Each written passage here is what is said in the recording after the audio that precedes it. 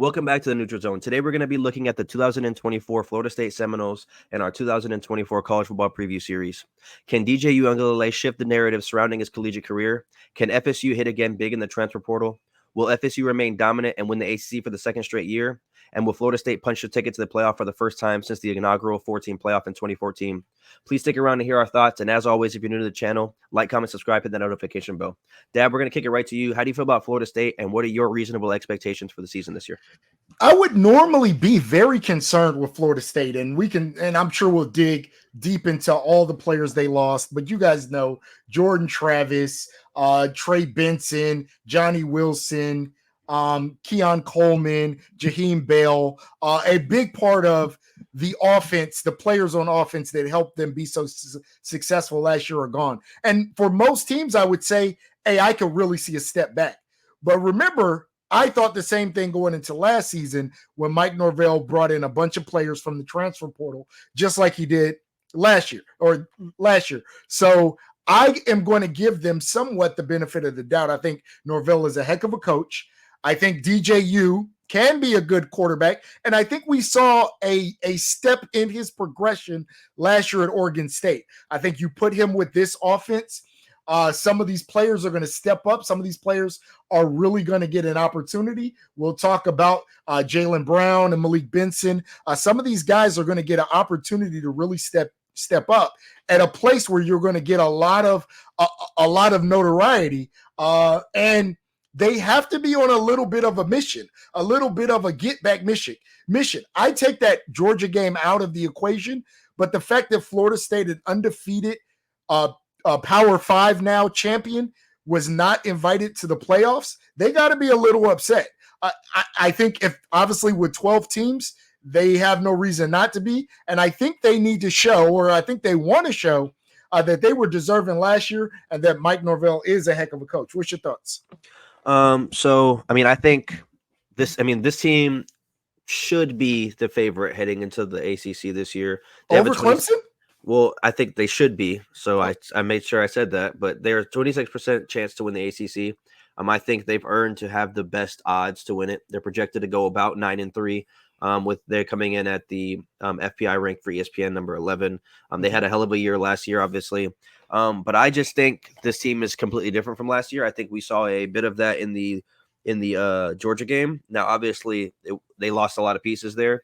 But I'm gonna be flat out honest here. I don't think if you plug in who they had in the Georgia game with the players they're going to get in the portal now, I don't think they're 60 points better. So right. I don't know how much it's going to matter.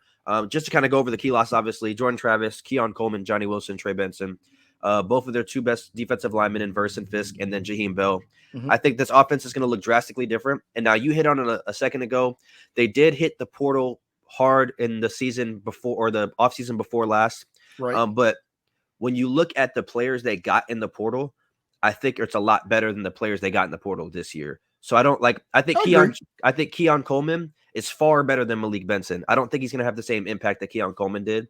I don't think a player like Marvin Jones is going to be as good as a player like Jared Verse. You lose Jaheim Bell, who wasn't that big of a deal for them transferring over. But I still think it's going to be a big loss. I do think Verse is going to be a massive loss. I think Trey Benson is going to be big.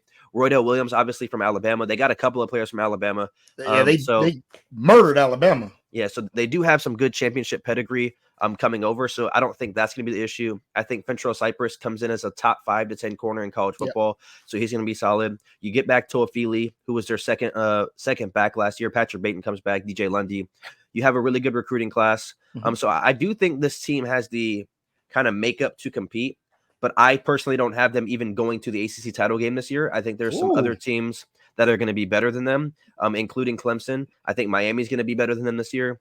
And I also think, and some people can hate me for saying that, I'm also known to not like Florida State. I am not the biggest fan of Florida State, but I'm also not unrealistic. Last year, I had Florida State beating Clemson, and I had them going to the ACC title game. So I'm not unrealistic, in that same regard. But I also think, last year, they were so kind of everybody. The narrative was they should have got in. And again, I said they should have got in. And I hate Florida State. And I said they should have got in.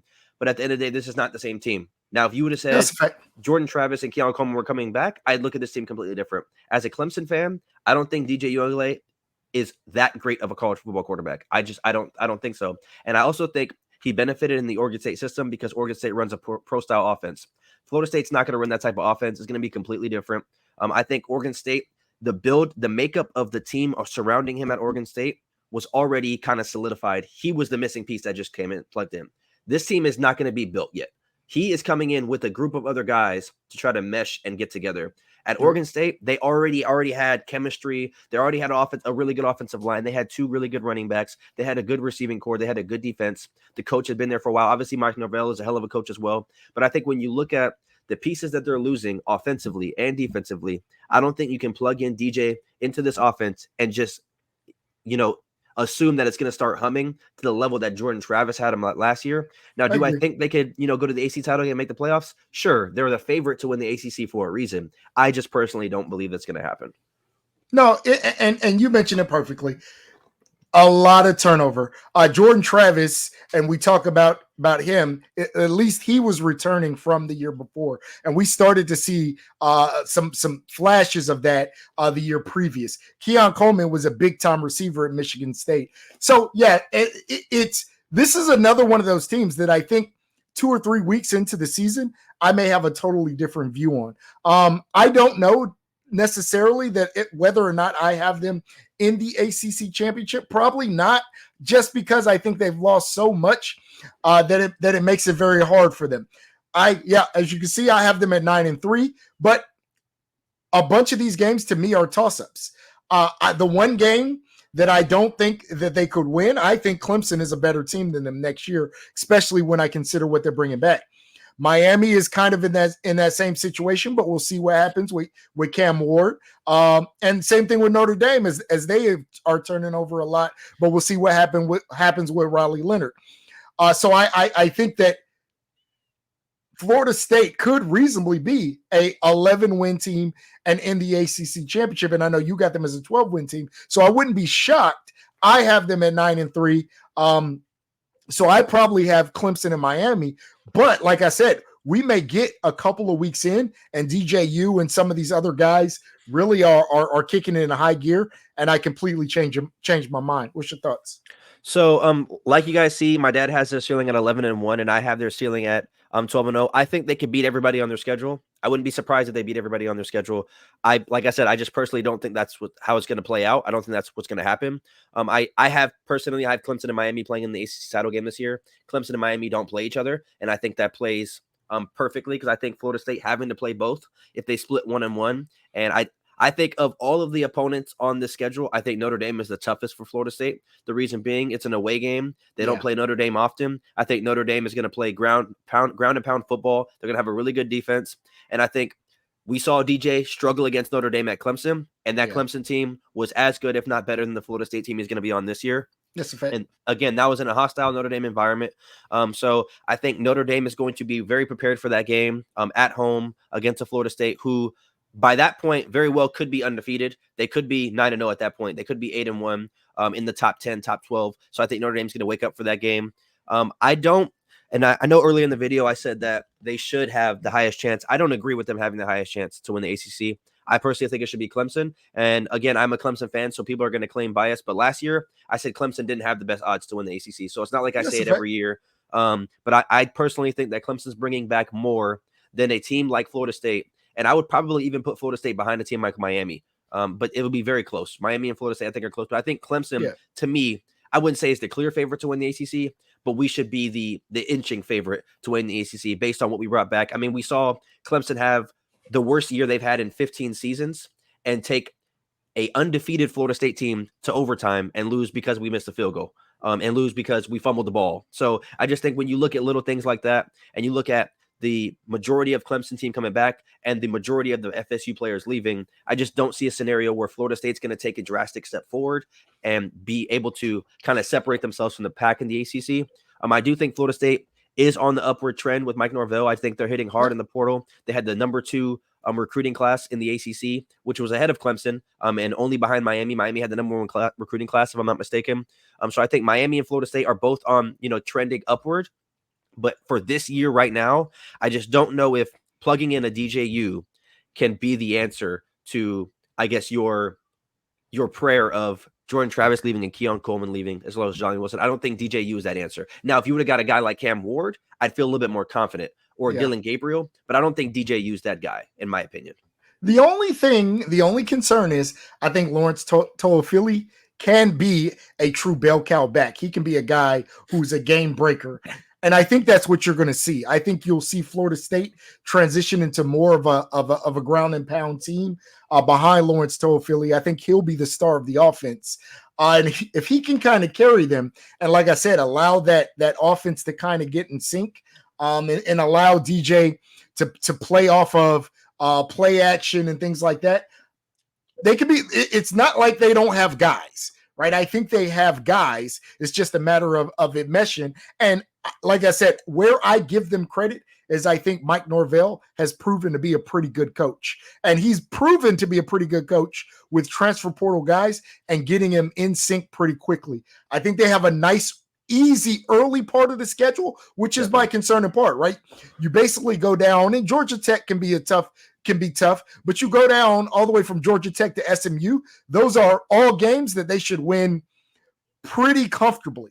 Right? Boston College can be a little rough, but I suspect they're going to win all those games pretty comfortably. Heading into that Clemson game, and I think when you're talking about young guys, that is giving them what 5 weeks to kind of get it in sync before going into that Clemson game. Now, again, I have Clemson beating them, but I think the fact that their schedule kind of broke out where they have some time to get in sync before they're playing one of their biggest games of the season is perfect for this team. Yeah, and let me double down and make sure I say this before we head out. I would not be surprised if Florida State was undefeated. So I just want to make sure everybody understands. Yeah, you have their selling at 12-0. Yeah, I think Florida State. I think there's higher odds for them being in the playoffs than not being in the playoffs. So I just want to make sure that I'm saying that correctly, because I mean, if I'm not mistaken, Florida State I think has the 7th or 8th best odds to get into the playoffs. So I mean, if there's a 12-team playoff, the chances are they're going to be in. So right. I mean, I think especially if ESPN and all these betting websites has Florida State winning the ACC, that is an automatic bid to get in the playoffs. Yeah. So I'm not ignorant and being naive saying that, I think this team is just going to fall off. The floor is going to fall off underneath them. I don't believe that. I just personally think when the lights are the brightest, I don't know if DJU can be that guy. Jordan Travis was that guy, and we saw that.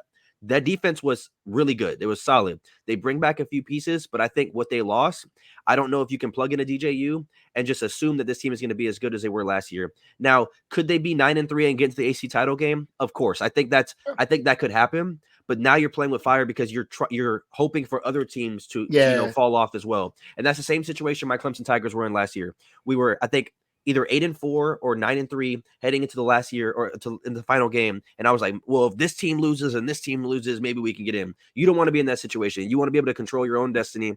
And I don't know if this year they're going to be able to with this team as it's constructed now. Like you said, they have 5 games. Really, I would say 4 games. I think the SMU game is going to be somewhat competitive. But I would say the first 5 games you're going to be heavy favorites in. So you really shouldn't have any issues there. But when you have the back 7 of your games, when 4 of them you may realistically be either underdogs or it's damn near even, being Clemson, Miami, Notre Dame, and Florida, depending on how good Florida is this year. All of these games are going to be very competitive, and I don't know if they have the tools and the the chemistry by that point against a Clemson and Miami, who again have potential to go to the playoffs. I think Notre Dame has the highest percentage of any college football team to go 12-0, if I'm not mistaken. They have the highest odds out of everybody in college football. Either Notre Dame has the highest odds to go undefeated, or they have the highest odds to go to the playoffs. It's one of the two. I know they have the highest odds. So the fact that they're giving that much credit to Notre Dame, that's not going to be a cakewalk either. So we'll just have to see. Florida State fans, college football fans, let us know in the comment section what you guys think. As always, if you're new, please like, comment, subscribe, and do not forget to hit that notification bell so you don't miss a single upload. We're going to continue to push out these preview videos. That's how we found a lot of you guys last offseason. So it's going to be really fun. We will see you guys later. Peace out. Peace.